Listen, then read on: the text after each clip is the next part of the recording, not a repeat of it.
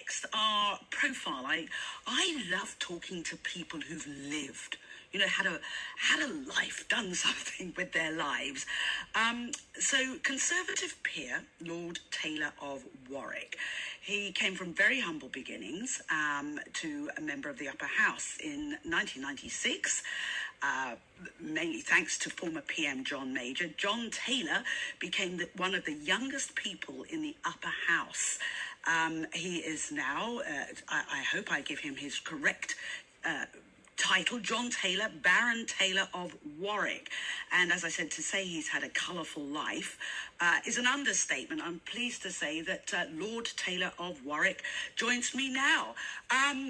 John, what do I call you? Do I call you your word? I mean, what is the correct title? Trisha, my mother called me John, so you can call me John. I mean, the full title, Trisha, if you really want it, is the Right Honourable Baron Lord Taylor of Warwick in the Royal County of Warwickshire. That's the full title, but you can call me John. I was going to say, if I have to use that title, we'll get like 2 words from you, and the rest of the time I'll be reading out your So, by the way, happy St. George's Day. Happy St. George's Day. It is St. George's Day. You're right, slaying dragons and so on. But it's interesting because he was believed to, St. George was believed to have been a Roman soldier of Greek heritage who would not give up his Christianity. And he never came to England, but who cares? He's our savior. Don't spoil the illusion. So let's talk about your humble beginnings. You were born, I think, we're roughly the same age. Tell me about your parents and who was childhood John? Well, I was born and raised in a place that most people regard as paradise. It's called Birmingham, just off the M6 motorway by the gasworks. Yeah, it was a West Indian household. My parents were from the Windrush Generation. Yes, and when my parents came to England, the signs in the windows basically said, no blacks, no Irish, no dogs. So, as my mother used to say, if you were a black Irish Labrador, you had no chance. Yes, my parents were the same. My mum was the same. Yes, exactly the same. But what was, your parents were married? They never actually got around to that, Trish, actually. Oh, gosh, in those days, that was, ooh. Yeah, and that's the problem, you see, because it was very tough for my mother, because she came from, a Christian background, and I was actually put up for adoption at birth. I was what you call a mistake. Right, my mother was on her own for a while, and she tells me, anyway, when I was about 3 or 4 months old, she was walking around the streets looking for somewhere to live, and that's when she saw those signs, no blacks, no Irish, no dogs. But she eventually, went back to my father, and they did live together, and, they provided a home, and that was it. I mean, it's better than being adopted. That's the way I looked at it. I was very pragmatic about it. It was a difficult childhood. There wasn't a lot of money, but I didn't really have anything to compare myself with. I just took day after day, one day at a time. I think the thing that concerned me, though, was that I never saw any black people on television in a positive way. So I grew up, I have to be honest with you, thinking that black people were underachievers, that we could never be leaders. And then one day, on our black and white TV, I had to bang the TV to stop it rolling, the screen. I saw this black man. Yeah, exactly. And I called my mum out of the kitchen. I said, "Mum, who is that?" And she said, "It's Martin Luther King." But why don't we have any people like him in Britain? He's fantastic. It was the, I have a dream speech. And my mother turned to me and she said, "John, why don't you be Britain's Martin Luther King?" Well, there we are. That's a challenge. But, that's what inspired me when I heard him speak. Just amazing. I mean, that wasn't, that was from the spirit, not just from the mind. Yeah, there's a difference. It absolutely was, and I think the Jackson 5 were the first black people I saw on our blinking TV set. Although you make a point, in those days you do think of black people as underachievers. John, we've got to take a quick break, and afterwards I want to come back and get into the meat of your story, from how you came from that background to where you are now. I'm Trisha Goddard. This is Talk Radio. David Beckett Taylor, Baron Taylor of Warwick, about his very humble beginnings. So John, you did well at school. I think did you go to a grammar school? I went to a selective grammar school, which was the making of me. Yeah, I went to Moseley Grammar School, and it was the best thing that could happen. I think only one of two black boys in a school of 800. Yeah, and I became head boy. Suddenly, when I was in the lower sixth, I became deputy head boy. And I went to my father and said, "Oh, Dad, they've made me, deputy head boy." Deputy? You mean you're not the head boy? No. Look, Dad, I'm in the lower sixth.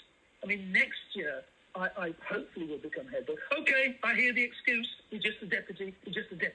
So the next year, when I was in the upper sixth, I became the head boy. And I went to my father and said, "Dad, I'm now the head boy." They made you the head boy? What kind of so West Indian? Yeah, that's it. He just was never satisfied. Although, when I wasn't there in his presence, he would brag about me and say, John is doing well, but he would never say to my face, as you say, a West Indian thing. Yeah, absolutely. So how did you go from, initially you went to the bar, you went into law.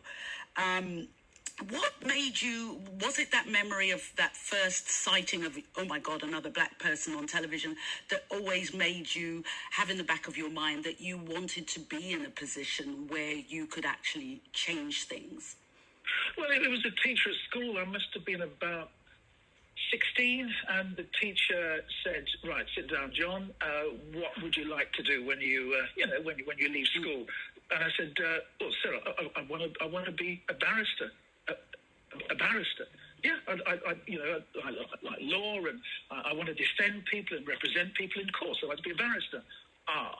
Okay. I think there could be a problem there, John. Well, why, sir? Well, John, you're black. I know that, sir. I'm black. I don't need to be told. Well, but John, black people don't do that kind of thing. And I can try and get you a job in the post office or something. Now, Trisha, I've got nothing against the post office, believe me, but I didn't want to go to the post office. So I went out to see my mother, and I said, "Mum, look, the teacher said, although I'm bright and I come top of the class, that I can't be a barrister because I'm black." And she said, "John, that's rubbish. If you want to be a barrister, you set your sights on being a barrister." And I remember, she's a strong Christian and she prayed every day. And it's Proverbs 16, verse 9.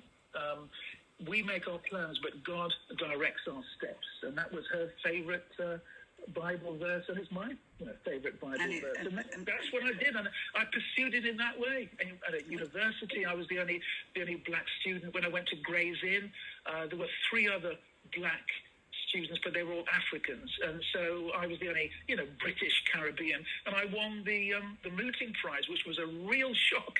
Yes, the Mooting Prize. That's like the debate. Exactly. Yeah, legal debate prize. Yes, exactly. And I had to go around to one of the masters of Gray's Inn to get the award, and there was going to be a ceremony and everything. And I knocked on the door, and this elderly gentleman, he must have been about 80, he opened the door and he said, "Excuse me? Yes, I've come. I'm John Taylor." John Taylor. What? I've come to get the award and to talk about the ceremony. "Oh, you're John Taylor. I didn't realise you were..." Yes. And I think it probably, as it did with me, it helped a lot that you had a very English name, so people couldn't see you coming until you were in the room. Yeah. So John, I could speak to you for ages and ages with the horrible clock thing. So you finally get into politics, and I know I'm skipping over a huge chunk of your life. And John Major is the one who actually says, I think you should be a lord. What did you think about that? Getting someone like John Major at the time suggesting that. Were you like flipping out? Yeah, but the way it happened, I was, I had gone into broadcasting. I was working at Radio 2 and all that, and I'd really not thought about politics. And I was at a garden party at number 10 Downing Street, and I was talking to 2 icons of Britain, Cilla Black and Ken Dodd. Oh, yes. World Affairs. And, the Prime Minister comes over and said, John, can I have a word? And actually, I wasn't very happy because I was enjoying talking to Ken Dodd and Cilla Black, or talking to the Prime Minister. Anyway, he takes me around the garden. He says, John, I've been observing your career. What do you think about the House of Lords? Well, it's very nice. No, going to the House of Lords. Well, I've been there for tea. No, becoming a member of the House of Lords. The Prime Minister in 10, 20 years' time, it would be a privilege. No, John, next month. And then he said to me, John, people are going to say to you, it's only because you're black. No. I want to make that absolutely clear. We need lawyers. We need people who can debate. We need brains in the House of Lords. Yeah. And so that's why I'm appointing him. And I have to believe him. Also, he's from a humble background. He was from Brixton. He understood me. He wasn't an old Etonian. I've got nothing against old Etonians, but he understood my background. And, yes. He thought I could add value. But I tell you, it wasn't easy, and it's not easy now. When I came into the House of Lords, I was the only black lord out of 1,800. So it wasn't easy at all. And you're saying, so it still isn't easy. Now, obviously, I mean, you've had, as I said, a very colourful life. I guess that the downfall came, and I've got to bring this up, the UK Parliamentary expenses scandal. Oh, yeah, absolutely. When you were sentenced to 12 months imprisonment relating to, 11,000 something pounds in falsely acclaimed expenses. Prison for you always being the first, the only, and there are so many expectations if you're the first and only. And I guess like most black people, certainly not just our age, that whole thing of prison, it's almost where black people are expected to go. I mean, sad but true. And you end up in prison. What was that like? Well, look, I'm not somebody who goes around thinking of themselves as a victim. I didn't feel it was fair. Still don't, because something like 500 parliamentarians were involved in all that. Oh, yes. So people being protected and just repaying expenses. Nobody told me I could repay anything. The whole thing really, I thought, stank. But I was in that position. I don't accept it, but I had to get on with my life. And I always believe, you don't get bitter, you get better. And I've tried to be a diligent member of the House of Lords. What I found, though, is that, prison really is a complete waste of time. Unless you're somebody who's violent, you're a danger to society. But for most people, I tell you, there are greater villains outside prison than in prison. No doubt. But what was it like? I'm just thinking, what was it like for you? Because I'm thinking, having worked so hard to get where you were, and all of us have been in that situation where you sort of wake up and you thank whoever you believe in, you say, I can't believe I'm here. And then you're applying that I can't believe I'm here to, for me, it was a psychiatric hospital. I couldn't believe from that I was there. For you, it was prison. What I remember waking up in hospital with that, oh my God, I can't believe I'm here. What was prison like actually for you in your soul? Well, my belief is that if they knock you down 7 times, you get up 8. I never feel so. Yes, I feel it was unjust, and I think a lot of people who know me realise it was unjust. But that's not the point. You have to take one day at a time. I felt very angry, not for myself, but because there are a lot of people in prison who should not be there. Were you helping? Did you get involved with them and talk with them? The governor he was actually saying, look, you shouldn't even be here. We know that. He asked me to develop a system to help the prison run more smoothly. So I developed an intranet, not internet, but intranet system, helped with the prison radio, gave advice to prisoners. And I felt very sad because it's a waste of public money unless you are violent or a threat to society. There are many, especially young people in prison who become demoralised because they come out again, they can't get a job because of their record, and they can't get a house, can't get a job, and they go back into crime again. And they don't have the networks, they don't have the public school networks and so forth. And of course, there are a lot of black there are a lot of black men in particular, more black men in prison than in college, and I think. Oh yes, yes, and a lot of them there should have had mental health help and what have you. Let's move on from that. Another thing I looked at when I was reading through you need to write a book, by the way. When it comes to affairs of the heart, you're in your third marriage. Nothing to be ashamed of. Me too. I was been married 3 times. But you had, the 24-day marriage, when I'm looking through this, I'm like, whoa, the headlines about this are bizarre. From the woman in question that you were married to for those 24 days, I was like, whoa, this is something like most people might not remember, News of the World, but it's like some lurid headline. What on earth happened there? Well, the thing about that is that, like many things to do with tabloids, it isn't actually true, and that's the sadness. And it's very difficult to correct things that are wrong on Wikipedia, because it just gets changed back again. That part of my life was very sad, but I think it's important for me to say I'm married to one of the most beautiful women in the world, a lovely lady, Lady Laura, who's from Dallas, Texas. We couldn't be more different, but this is a true love affair, and we've been married now for 7 years. We're coming up to another anniversary, and I couldn't be happier. And I look at it that way. We all make mistakes. When you're in public life, you know this, Trisha. When you're in public life, you're like a dartboard. You're there to be, to have darts thrown at you. Everybody in life goes through difficulties, divorce and so forth. But it's the ones in public life who are exposed. Oh yes. Oh yes. It comes with the title, if you like, and I just have to get on with it. I never complain about these things. I get on with my life, but God has been good to me. He's given me another chance with Lady Laura, and we have a fantastic family, and I couldn't be happier. And I like to look forward, not back. You can't live your life backwards. You've got to look forward. Just like Black History Month, it's important, but I'm more interested in Black Future Month. Yes. Well, and not even month, Black Future Year. Probably looking at. If you could, it shouldn't just be a month. We totally agree on that one. Yeah. Okay, so if you could. I know, je regrette rien.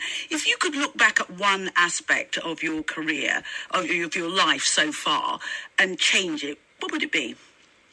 Well, certainly in terms of the parliamentary expenses, when I was told everything was in order, I shouldn't have believed it. I was very naive on that, and that really still annoys me a little, and so many were protected, but there it is. That's life. But in terms of...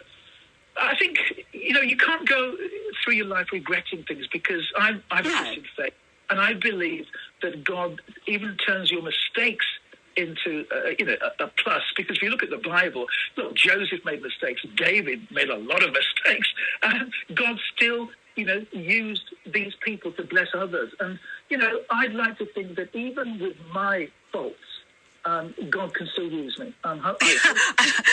When you say even with your faults, I'm surprised. Do you think you have faults? Well, I support Aston Villa. What more? Oh, well, there you go. Yes. I don't think even the Lord could forgive you for that one. So, John, what do you still have great ambitions? Just to finish off our really interesting chat. What have you still got? What is the one thing you would like to be remembered for? That's what my dad always used to say. Yeah. What will be on your grave? When people see your gravestone, what will they remember you for? One hopes it's not for the expenses scandal. No. But what would you like to be remembered? You're the only one that's brought that up in the last 10 years, so there we are. Well, because I do my research, and let me say, John, I think I've always said people who've been to the mountain, as it were, who've lived a life, you use that to make the rich tapestry of your life, and it you can, as you say so well, you can either use it to enrich yourself. I always say if people fall in poo, you can use it to grow roses or wallow in it. You've definitely grown roses. What do you think you still have to achieve? I think it's really mentoring, because I didn't really have any mentors when I was growing up. And even when I came into the House of Lords, I felt quite isolated, because although you say I'm a conservative, I'm not a right-winger in any way at all. And I actually told the Tories they were wrong on issues to do with race and so forth. And I suffered the backlash for that. I was warned there'd be payback for that, because I wouldn't stop talking about race. This was some 20 years ago, and there has been, payback, and my career has been blocked to a certain extent. But that doesn't matter. I have helped to change the party, and as you know, we've now got black MPs on the Tory side, and even black ministers. I don't think that would have happened had I not made a fuss behind closed doors in the Tory party. No, I think over the years I've mentored about something like 500 young people. This is personally from over 50 nations of all colours, all backgrounds, all cultures, to become future leaders. That's what I want to be remembered for, helping young people to leaders. Thank you. Thank you so much for talking to me. I'll may your God bless you. Do you remember Dave Allen used to say, may your God go with you? Thank you so much for your time. Very kind. The Right Honourable the Lord Taylor of Warwick there talking to me.